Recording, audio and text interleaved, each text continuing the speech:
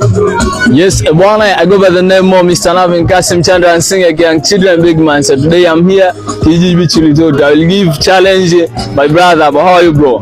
Fine. Are you alright? Yes. Where are you from? Kibada. Kibada? Yes. Oh, I'll give you a challenge. If you get my challenge correctly, I'll give you 10,000 shillings, alright? Yes. The question is that if the plane crashes in a border of two countries, what do they bury the survivor? I'll repeat the question. Okay, there are plane passes at the border of two countries. But when it attends at the border of two countries, which are Kenya and Tanzania, that plane crashes. What do they bury the survivor? I'll give you 10,000 shillings. This.